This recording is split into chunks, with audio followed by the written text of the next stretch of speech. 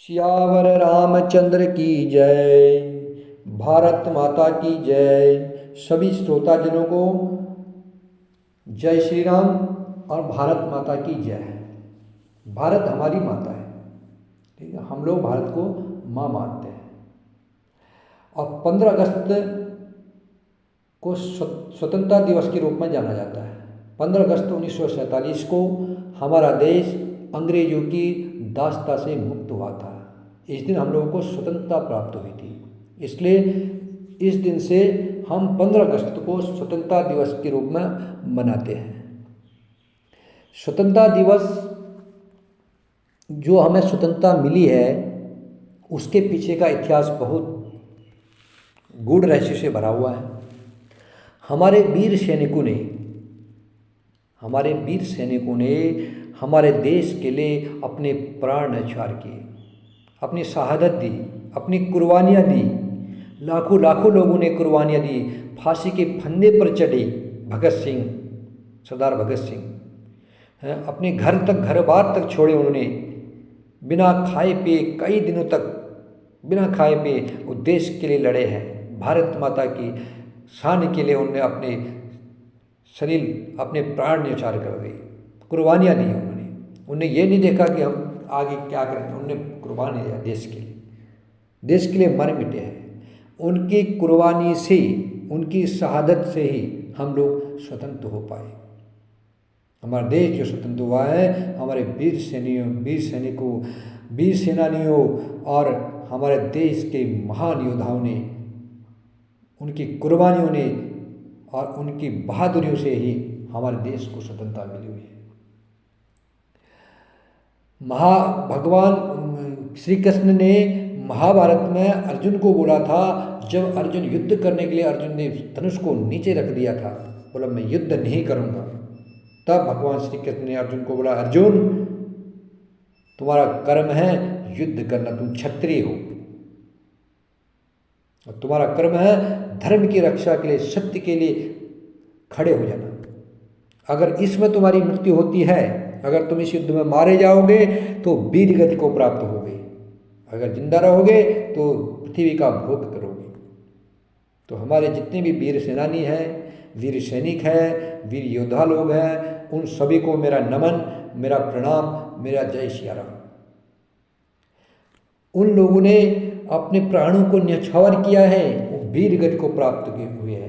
उनको वही गति मिली है जो ऋषि मुनियों को, साधु संतों को परमात्मा की भक्ति करने से मिलती है। उन लोगों को भी वही गति मिलती है, वही परम धाम मिलता है, क्योंकि वे अपने कर्म में अडिग होकर के अपनी भारत माँ के लिए प्राणों को न्यौछावर करने वाले हुए। धन्य है वो मैया, धन्य हो माता जिन्होंने ऐसे पुत्रों को जन्म दिया था।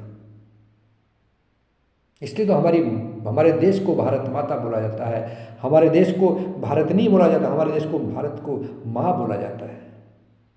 किसी भी देश को वर्ल्ड में माँ नहीं बोला जाता है, ना अमेरिका माँ, कनाडा माँ, रूस माँ, जर्मनी माँ, लंदन माँ, जापान माँ, मिस्र माँ, कहीं माँ नहीं बोला जाता है। सिर्फ भारत को माँ बोला जाता है। इसलिए भारत को माँ बोला जाता है, यहाँ के वीरों ने, यहाँ के जवानों ने, यहाँ के सैनिकों ने इस माँ के लिए अपने प्राण तक न्यौछावर किया है। और यहाँ की माताओं का गौरव है कि इन्होंने वीर सैनिक को जन्म दिया है। रामचरितमानस में तुलसीदास जी लिख रहे हैं कि माता या तो माता का पुत्र देना तभी माँ का पुत्र देना तभी उचित होता है, माँ का पुत्र देना तभी सार्थक होता है, या तो उसका पुत्र प्रभु श्री राम जी का भक्त बने या वीर योद्धा बने। या तो राम राम जपते जपते सब पूरे संसार में राममय बना दें, पूरे संसार में राम का झंडा लहरा दें, राम कार्य करने के लिए आगे आए, राम का परम स्नेही परम प्रेमी बने, या वो अपनी भारत माता के लिए, कि भारत माता के लिए वीर गति को प्राप्त करता है, वीर सेनानी की तरह कुर्बानी देता है, अपने प्राणों को न्यौछावर करता है। वो माँ, उस माँ का पुत्र पैदा उत्पन्न करना सार्थक है। अर्थात तुलसीदास जी ने यहाँ तक कह दिया कि जिसका पुत्र भगवान का भक्त हो या देश का सैनिक हो, वीर सेनानी हो, देश के लिए मर मिटने वाला हो, और नहीं तो उनका पुत्र होना ही व्यर्थ, उनका बाज रहना ही अच्छा है। अर्थात वो पुत्रवती ही न हो। जननी हो तो या तो उसका पुत्र भगवान का भक्त बने, नहीं तो वीर सेनानी बने, और नहीं तो उसका पुत्र ही पैदा ना हो, बाबा तुलसी ने कहा है।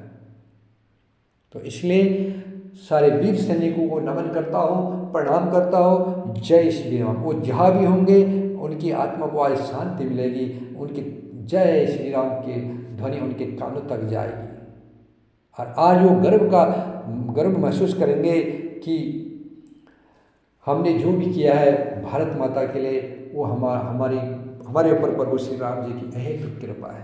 राम जी की कृपा है या राम जी उनको अपना, जिनको राम जी प्रेम करते हैं ना, जिनको राम जी प्यार करते हैं, उनको या तो अपना भक्त बना देते हैं या वीर सैनिक बनाते हैं। वीर सैनिक बनना और भगवान का भक्त बना, ये दो पहचान बताती है कि ये परमात्मा के परम स्नेही है, भगवान की इनके ऊपर कृपा है। अब देखो कितने योद्धा थे, जितने भी योद्धा लोग पूर्व काल में पुराणों में आता है, जितने भी योद्धा अपने धर्म पर, सत्य पर जो लड़े हैं, उनको भी वही गति मिली है जो साधु संत ऋषि मुनियों को मिलती है, वही गति उन लोगों को मिली है। 15 अगस्त हर साल बनाया जाता है, इस साल भी बनाया जाएगा। मैं तो सब लोगों से प्रार्थना करता हूँ, नमन करता हूँ कि 15 अगस्त बहुत अच्छी तरह बनाना, और सब लोग उन वीर सैनिकों के लिए जिन्होंने अपने प्राण न्यौछावर किए, उनके लिए जय श्री राम, राम राम जरूर कहना अपने मुँह से। बड़े खुश होंगे वो लोग, जहाँ भी होंगे वो बड़े परम खुश होंगे। राम राम जब उनके कानों में गूंजेगा, उनके लिए तुम दिल से भाव से राम राम का स्वर उच्चारण करोगे, उन लोगों को बड़ी, उनकी आत्मा को बड़ा आनंद मिलेगा। उस ऊपर से तुम्हें आशीर्वाद देंगे कि धन्य है हमारे वंशज, धन्य है, हम वीर सैनिक बन के कुर्बानियाँ दी है, और वो हमारे राम राम जप रहे हैं, हमारे लिए राम राम करें, जय श्री राम कर रहे हैं।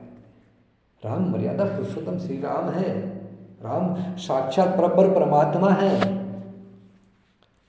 करोड़ों करोड़ों साल से भगवान भोलेनाथ उनको जप रहे हैं। और एक सबसे बड़ी विशेषता हमारी सेना की, हमारे फौज की, हमारे आर्मी की एक सबसे बड़ी विशेषता यह है कि हमारे देश में जितने भी क्षेत्रीय सेनाएं हैं, हर स्टेट की खास कोई स्टेट है वहाँ की अपनी अपनी सेना है। जैसे रेजिमेंट है, Kumaon regiment, Garhwal rifle, Gorkha regiment, Rajputana rifle, JAK LI है, जम्मू कश्मीर है जैकलाई, उसके बाद सिख रेजिमेंट, महर रेजिमेंट, जितनी अपने अपने रेजिमेंट है उनके अपने अपने नारे हैं, उनके अपने अपने जो इष्ट है उसके नारे हैं।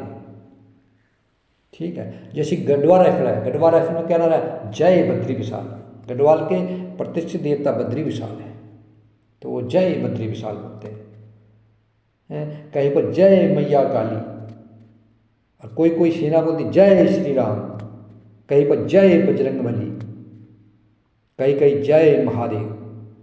हर देवता, हर ईश्वर का, परमात्मा का, परम तत्व श्री राम का, किसी न किसी स्वरूप का वो लोग जयकारा करते हुए आगे गए हुए हैं। और जब वो लोग जयकारा करते हुए आगे युद्ध के लिए गए हैं, तब उस टुकड़ी की, उस सेना की, उस बटालियन की जीत हुई है। कारगिल युद्ध देख लो, चाइना पाकिस्तान बॉर्डर, चाइना का युद्ध देखो, चाइना के साथ 2 बार युद्ध हुआ था, दोनों बार सेना लड़ी थी और दोनों बार जय जयकार के घोष हुए हैं, जय श्री राम के घोष हुए, जय महादेव के घोष, हर हर महादेव के हैं। हर समय, हर वक्त में जब भी हमारी फौज आगे गई है, तब उन्होंने उस परम तत्व को याद किया है, उस कृष्ण को याद किया है। जब अर्जुन ने कृष्ण को याद किया है, तब महाभारत की जीत हुई है। अर्जुन ने कृष्ण को अपना सारथी बनाया था।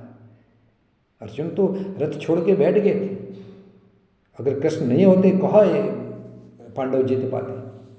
कौन उनको इतने बड़े मोटिवेशन स्पीच देता? कौन उनको उनके लिए ये सब करता? कृष्ण थे उनके साथ।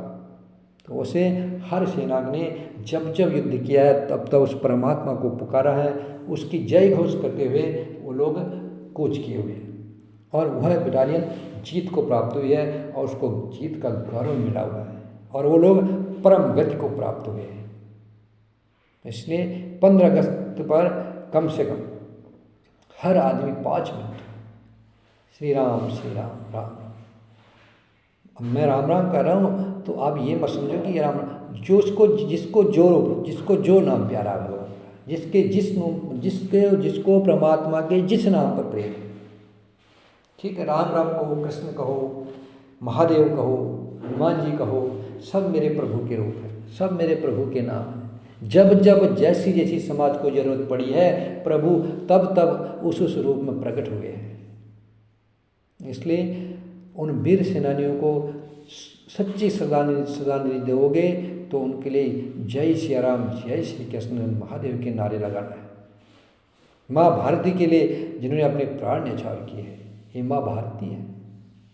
इसको माँ इसलिए कहा जाता है, यह परमात्मा ने जब जब परमात्मा प्रकट हुए हैं तब तब वह भारत भूमि पर आए। ये भारत देश का गौरव है। इस सृष्टि में, इस ब्रह्मांड में कहीं भी परमात्मा अवतरित नहीं हुए। जब जब परमात्मा प्रकट हुए हैं वो भारत देश में ही हुए हैं।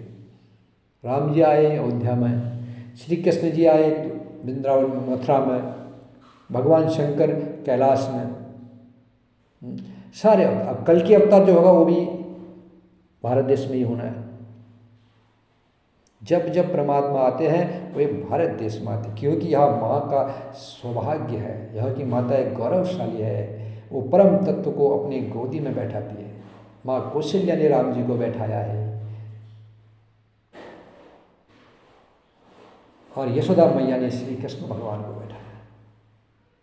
इसलिए भारत को भारत माता कहा जाता है, क्योंकि यहाँ पर परमात्मा भी बालक बन करके माँ पुकारते हैं। माँ का प्यार पाने के लिए प्रभु नर रूप में लीला करके बच्चों के रूप में इस धराधाम पर उतरते हैं।